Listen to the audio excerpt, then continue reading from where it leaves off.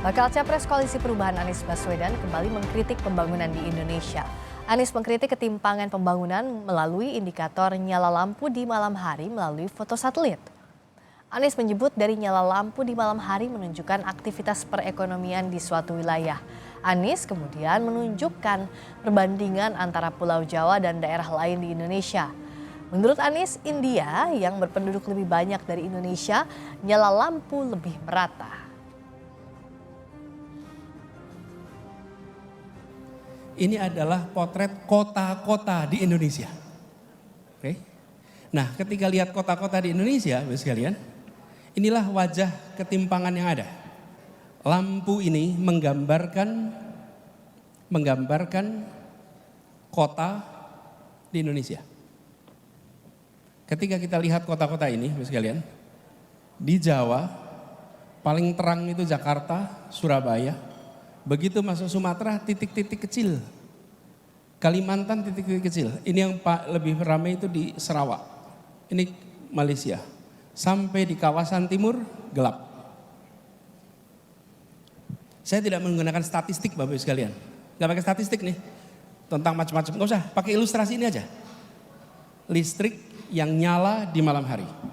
Dari situ terlihat ketimpangan yang luar biasa. Bakal Capres Koalisi Perubahan Anies Baswedan kembali mengkritik pembangunan di Indonesia. Anies mengkritik mulai dari menggunakan titik lampu malam hari melalui foto satelit. Anies menyebut seharusnya pembangunan difokuskan pada pembangunan berkeadilan. Lalu bagaimana PDIP merespons kritik Anies? Kita bahas bersama Arya Bima, politisi PDIP, bergabung juga Ahmad Fathul Bahri, Wakil Sekjen PKS. Selamat malam Bapak-Bapak. Malam, Assalamualaikum Mbak. Waalaikumsalam warahmatullahi Selamat wabarakatuh. malam, waalaikumsalam. Saya ke Mas Arya dulu. Gimana tadi pernyataannya Pak Anies, salah satunya ya kita cuplik sebelumnya tadi soal ada ketimpangan pembangunan luar biasa kata Pak Anies. Salah satu indikatornya dari nyala lampu yang timpang di malam hari. Ya justru itu yang diselesaikan oleh Pak Joko Widodo selama 10 tahun terakhir ini. Kenapa ada konsepsi Indonesia sentris? Kenapa ada interkoneksitas dari Sabang sampai Merauke, dari Mianmas sampai Rote, disambung menjadi satu dengan jalan trans, dengan jalan tol, dengan pelabuhan, dengan bandara, dengan listrik 35.000 watt, dengan telekomunikasi, supaya tingkat produktivitas itu tidak hanya di Jawa sentris, bahkan Jakarta sentris.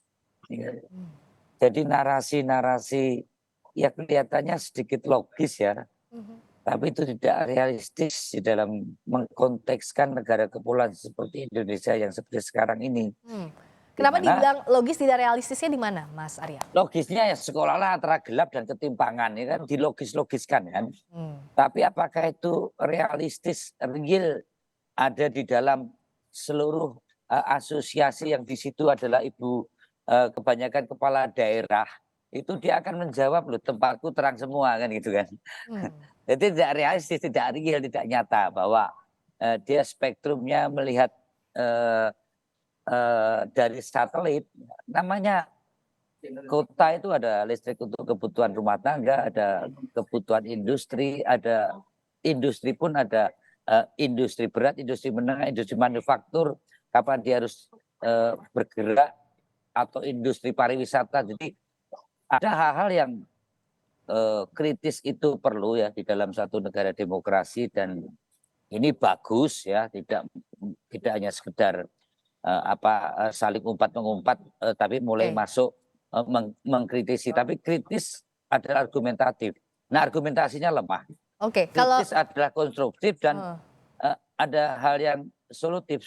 Saya tidak melihat kecuali pendapat Mas Anies ini hanya sekedar mengambil sisi posisi dia sebagai capres untuk mengambil kue yang tidak mendapatkan kepuasan dari pembangunan Jokowi, yang kebetulan sekarang ini kepuasannya 85%. Maka kalau 5% mau direbut, ya itu bunuh diri politik buat saya. Kalau ke Muhammad Fathul gimana? Kalau kata Mas Arya tadi dilogis-logiskan tapi tidak realistis, apa iya? Ya pertama saya mengapresiasi terlebih dahulu ya, dari forum yang sudah dilakukan oleh Apexi, karena justru ini juga satu hal yang perlu didorong ya. Hal-hal yang baik tadi bahkan bakal capres lain, ada Pak Ganjar, ada Pak Prabowo juga diundang dan menyampaikan hal-hal yang Hmm, terkait dengan gagasan, substansi dan ya, ya juga digaungkan oleh media. Menurut saya ini hal yang perlu kita dorong terus nih, ya, selain bicara soal siapa Betul, capresnya, betul. cawapresnya. ya.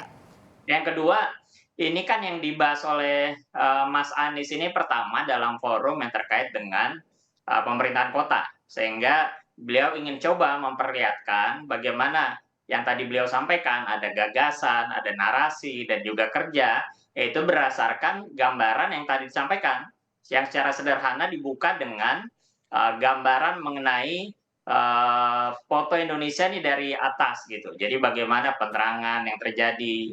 Nah, ini gambaran bahwa ternyata memang, dalam konteks kota yang terang ternyata masih timpang gitu. Sehingga mulai dari poin itu ya beliau membahas tuh bagaimana harapannya agar kota ini juga bisa punya peran untuk juga berkontribusi terhadap kemajuan yang ada di desa dan dalam konteks ini juga kemajuan yang ada di Indonesia secara keseluruhan. Jadi itu, dasar yang menurut saya yang perlu kita, sampaikan dan juga kita apresiasi dalam forum tersebut gitu. Kalau kata Mas Arya tadi argumentasinya tapi lemah. Kalau PKS lihat itu lemah atau tidak datanya? Ya yang disampaikan juga ada kutipan datanya ya, jadi bisa dibaca gitu. Tadi misalnya hal-hal yang terkait dengan memang di awal itu yang dia buka, dia hanya gambarkan saja. Kan orang simpel ya, kita kalau naik pesawat juga senang sekali kalau kita datang ke kota lain, apalagi kalau malam, jadi kelihatan tuh bagaimana kota tersebut. Apalagi kalau ke luar negeri, kita membandingkan Indonesia seperti apa dibandingkan dengan kota luar negeri, kan seperti itu ya. Kalau saya sih ya, sebagai orang Indonesia yang mungkin suka jalan-jalan, melihat kota lain, sebagai Ya. orang Indonesia yang juga suka melihat kalau ke luar negeri seperti apa itu, menarik gitu. Baru masuk ke aspek-aspek yang terkait dengan, aspek kebijakan. Makanya disampaikan misalnya salah satunya konteks ya urbanisasi itu sebuah kepastian, sedangkan permasalahan kota itu pilihan yang beliau sampaikan tadi kan seperti itu ya. Hmm, Dan disampaikanlah beberapa, Oke. data yang dikaitkan dengan data World Bank, data BPS, ada bagaimana misalnya contoh ya yang disampaikan Mas Anies itu yang di awal misalnya 70% penduduk Indonesia akan tinggal di perkotaan di tahun 2045. Nah, ini pola yang dibaca dari data World Bank yang disampaikan. Oke. Kalau memang polanya seperti itu, maka di tahun 2045 70% penduduk Indonesia itu tinggal di kota gitu. Nah, ini Oke. kan satu hal yang menjadi pintu masuk ya bagaimana melihat, kebijakan yaitu bisa didasarkan pada analisis tren data gitu. Dan Hmm, ini disampaikan oleh Mas Anies dan makanya dianalisis lebih lanjut, bahkan di akhir secara simpatis, Mas Anies pun juga menyampaikan, eee, Oke. beliau sebagai bakal capres juga butuh masukan, sehingga Oke. justru menyampaikan juga ke para wali kota yang hadir untuk memberikan masukan-masukan terkait apa yang harus dipertahankan, Ya. yang diperbaiki dan sebagainya. Oke, tadi soal ketimpangan pembangunan, ada juga yang ketara begitu saat kemarin adalah saat Mas Anies, Mas Arya Bima mengkritisi soal IKN. Kritisinya tipis-tipis, dikatakan bahwa kalau tidak memiliki dasar yang kuat, kemudian tidak jelas mendapat manfaat siapa, butuh otot politik untuk program itu berjalan. Itu yang disampaikan Mas Anies, Mas Arya. Oh iya, masalah IKN ini kan bukan hanya sekedar visi presiden selaku kepala pemerintahan, ya, tapi ini kan visi presiden selaku kepala negara yang berbicara untuk Indonesia ke depan sampai 100 tahun ke depan. Bagaimana justru ketimpangan itu tidak hanya sekedar pernyataan mengatasinya, Mhm. tapi harus dengan satu sikap dengan kebijakan. Nah, bagaimana navigasi ekonomi itu supaya pendulum itu tidak hanya pendulumnya berat ke barat, tapi pendulum ekonomi itu bergerak ke arah Hmm, timur dan barat. Salah satu pusat yang menjadi sentral pemerintahan dan sentral ekonomi ke depan itu juga harus memberikan kadar hubungan dan jarak hubungan antar kota kabupaten dengan porsi yang relatif sama. hmm. Walaupun sekali lagi bahwa itu adalah perlu harus diimbangi dengan pemerataan yang lainnya. Misalnya soal Oke. BBM satu harga. Ya zaman Pak Jokowi ini harga BBM di Papua dengan di Jawa dan Sumatera itu sama.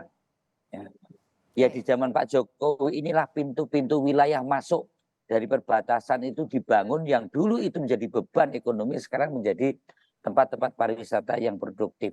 Saya melihat bahwa masalah ketimpangan antar daerah maupun yang berakibat ketimpangan sosial antara strata atas, menengah, dan bawah, itu di era Jokowi saat ini diberikan fondasi yang ke depan orang nggak tertarik lagi namanya ke Jakarta, ke Surabaya, ke Semarang.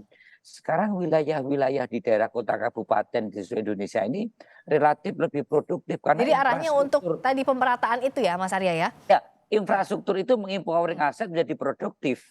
Oke. Ya, jadi masyarakat akan bisa menggunakan, apalagi arus dana fiskal yang desentralisasi dengan dana desa, dengan kartu sehat, kartu desa pintar, itu guliran tentang sistem keuangan kita ini betul-betul tumpah di bawah dan disitulah geliat ekonomi akan tumbuh.